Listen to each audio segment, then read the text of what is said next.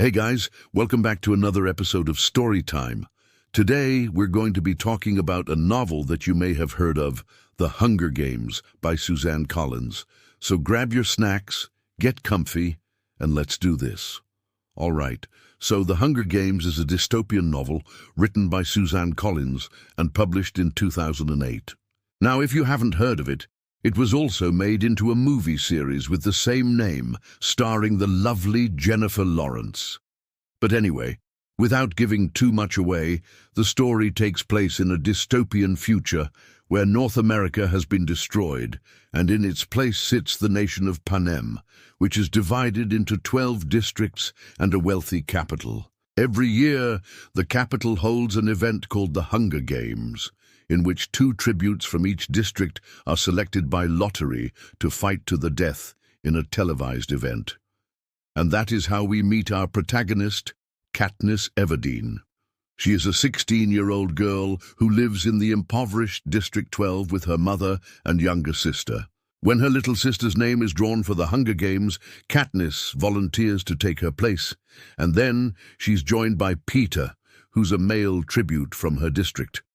Together, they travel to the capital, where they meet their mentor, Haymitch, who helps them prepare for the games. As part of the preparation process, Katniss and Peter are given stylists to make them look good on TV, and they have mock interviews to practice so they can give the right answers to the host of the games.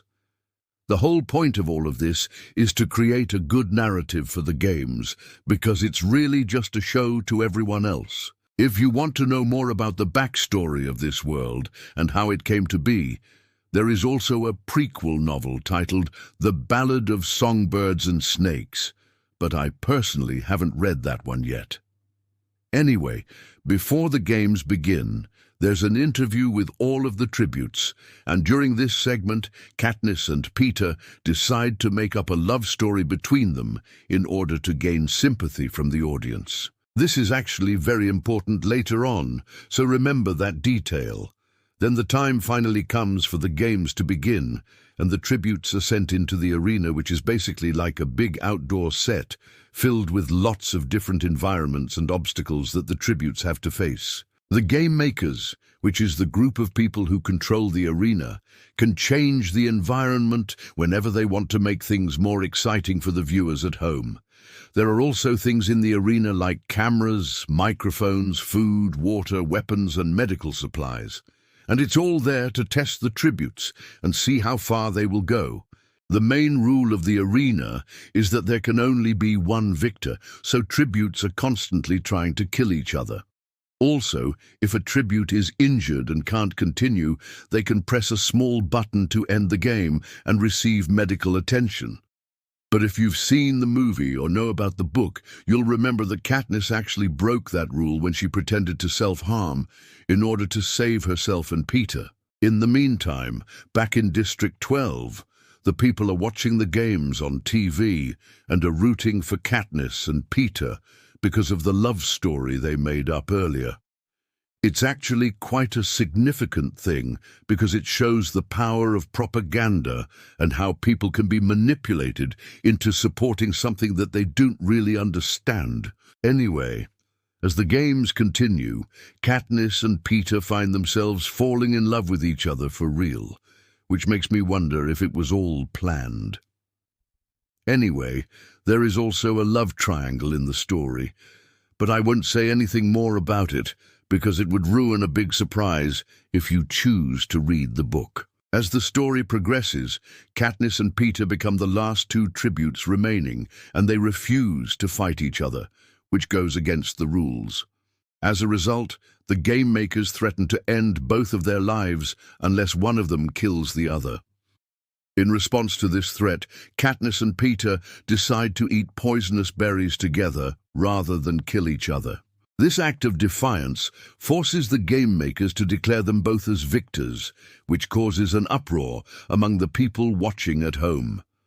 President Snow, who is the leader of the country, is also very unhappy with this turn of events because he wanted to punish District 12 for their act of rebellion. Katniss and Peter are brought back to District 12 as heroes, but they know that the games were merely a display of power and that they could be targeted next. In the end, Katniss realizes that she has become a symbol of hope and rebellion for the oppressed citizens of Panem. That is the basic plot of the first book, but it's not the end of the story. After the events of the first book, Katniss becomes a symbol of rebellion against the capital, and the 3 books follow her journey as she tries to liberate Panem from the capital's oppressive rule. One of the themes of the series is how media and technology can be used to control people. The Hunger Games are basically a form of entertainment that distracts the citizens from the harsh realities of their lives. In the same way, the series also explores the dangers of totalitarianism and the importance of fighting for justice and equality. Katniss is a strong female character who defies gender stereotypes and challenges the norms of her society. She is a skilled hunter and provider for her family, and she refuses to be objectified or sexualized by the capital. One of the most famous scenes in the series is the Mockingjay pin that Katniss wears throughout the story. The pin was originally a symbol of the rebellion, but it eventually becomes a symbol of hope and defiance for the citizens of Panem. Another interesting aspect of the series is the concept of food scarcity. Food is used as a weapon of control by the capital, which uses food rations to keep the citizens of the districts weak and dependent on them. The contrast between the lavish lifestyle of the capital and the poverty of the districts is a powerful commentary on the greed and inequality of our world. So what did you think? Is it a good book? Do you plan on reading it or watching the movies? Let me know down below. And thank you to all my supporters for helping me improve my sound quality. I really appreciate it. Make sure to subscribe if you're new and come back next week for a brand new story. Until then, take care and happy reading. Bye.